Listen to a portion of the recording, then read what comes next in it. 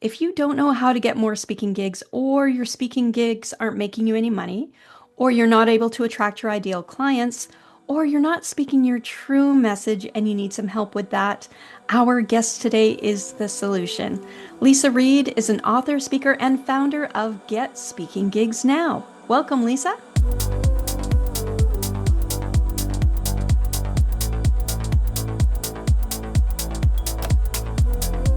Welcome, everyone, to the Women in Podcasting Show. I'm your host, Jennifer Henczel.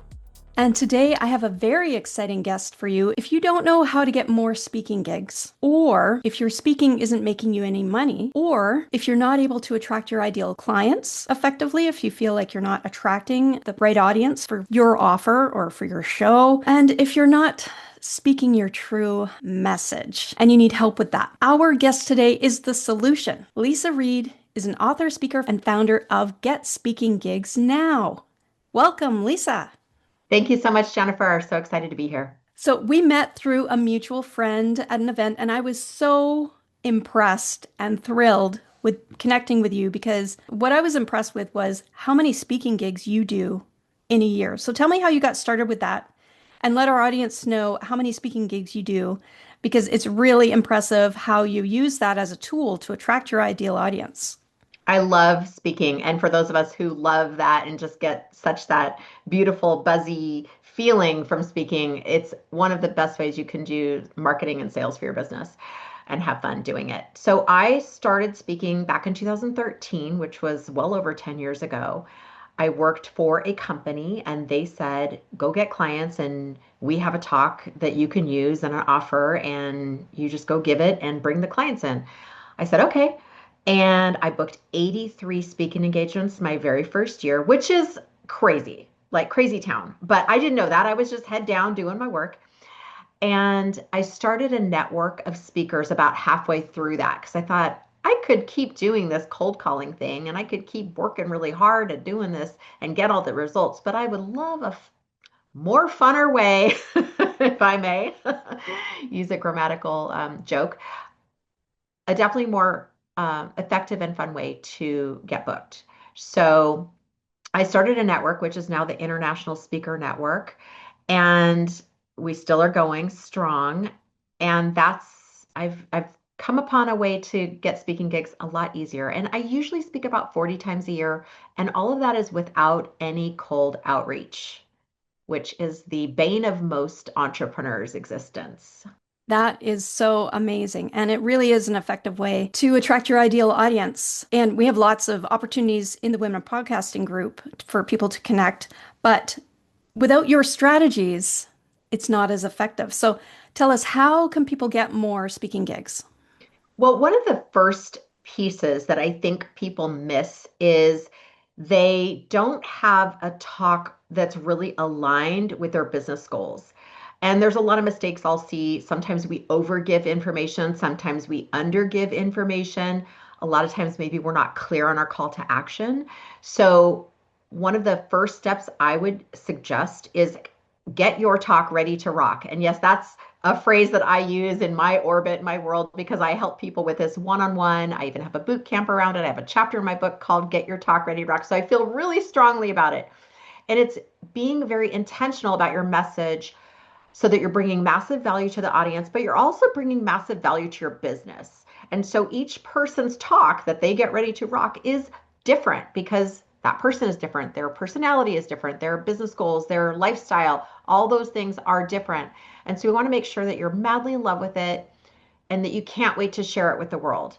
And we want to really erase as much as we can any resistance, any residue that's there where you're questioning yourself or wondering if you're good enough or good enough, smart enough, gosh darn it, all those things, so that you can really shine from stage. So that's like step number one. Be ready to be ready. Oh, that's incredible. And then also for those who maybe they've started speaking or maybe they have a podcast because your strategies really could be used by podcasters as well. Absolutely.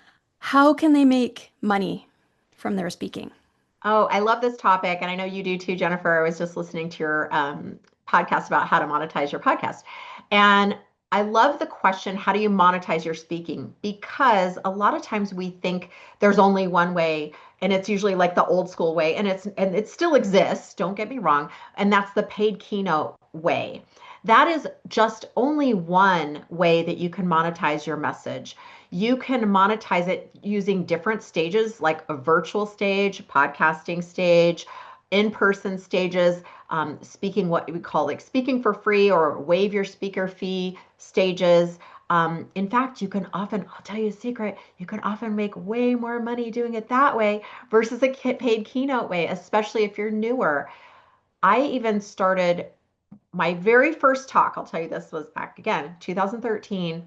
I did not have a PowerPoint. I didn't have I had no clients. It was my very first gig, so I'd have no speaking engagements under my belt, no email list.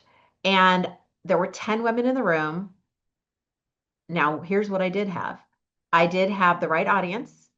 I had a proven offer and I had a proven talk that I had practiced and I had gotten coached on. 3 out of those 10 women signed up for my offer. It was $300 approximately.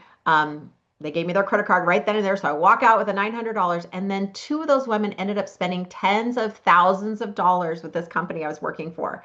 So sometimes we overthink and we make it more complicated.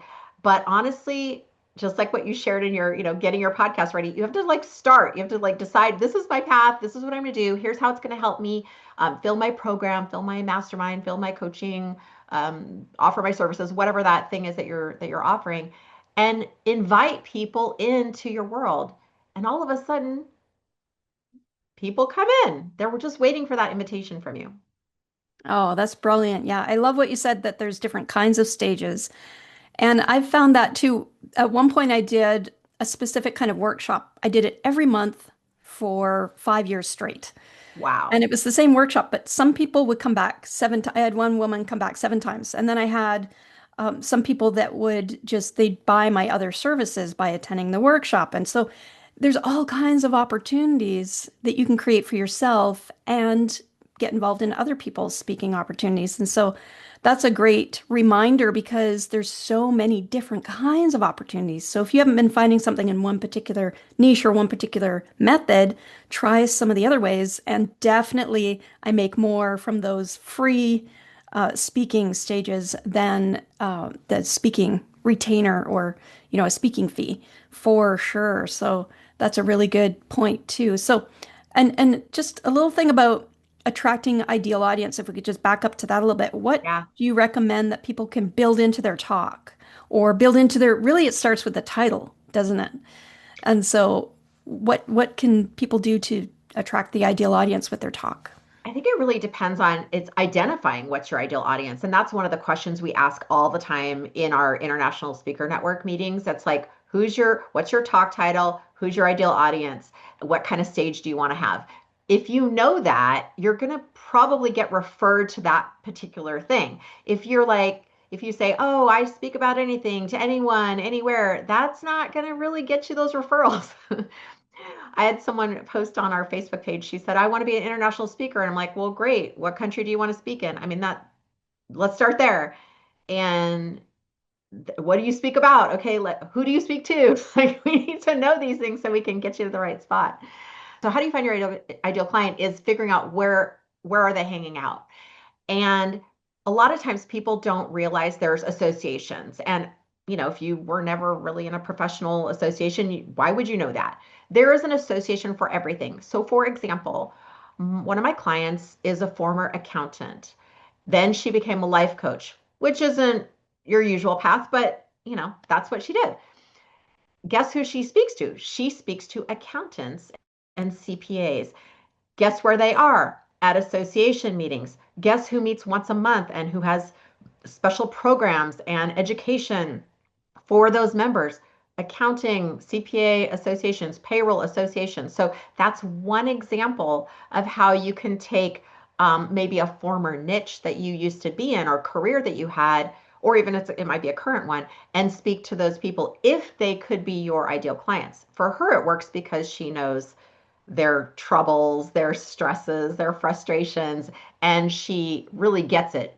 She understands their language. but now she's coming at it from a different approach. So it's about getting really clear on who your audience is. Like if your audience is female entrepreneurs, like for example, like probably for you, that would be a great audience. Where are they meeting? They're meeting all over. So do you want to speak internationally, Canada, US, beyond? Do you have a different language that you speak? Great. You might want to branch out into that country or those areas that speak that language. It might be by industry, it might be religion. So there's all different ways that we can cater your audience. Oh, yeah, that's so brilliant because, a lot of people don't realize all those extra opportunities to find your ideal audience. And another one I thought of when you were mentioning conferences is trade shows too is a whole different animal. When we've spoken at trade shows, sometimes you're kind of speaking into the void at the trade show, but it's not just about filling that sort of seating area when you're at a trade show. Sometimes the vendors are hearing you, and it's just having your name there, and it's really the conversations that happen in the hallway where you can meet other people, get more speaking gigs through that. So I love everything you offer. It's perfect for podcasters as well. All of your strategies work for podcasters because a lot of podcasters come into podcasting and they have the impression, just like speakers think that, oh, just speaking gigs is the only way, or paid speaking gigs is the only way. Podcasters come in and they think sponsors are the only way. But of course, there's other ways to monetize. And so everything you offer is just wonderful. I love your website. Can you let people know where they can connect with you and Absolutely. how you can help them? Yeah, I have a great offer for your listeners. It's 5 top tips to get more speaking gigs now, because obviously we didn't cover everything in 15 minutes. So it's at getspeakinggigsnow.com/tips. And you'll just get those right away. And I have some bonus tips in there for you too. So that's at getspeakinggigsnow.com/tips. Oh, that's wonderful. Well, I'll put that link in the show notes so everybody can find that at womenpodcasters.com. And you can find our show notes there. And I'll put that link right on the page with the video and the audio and every way to connect with you. So thank you so much for being here, Lisa. Thank you. See you next time.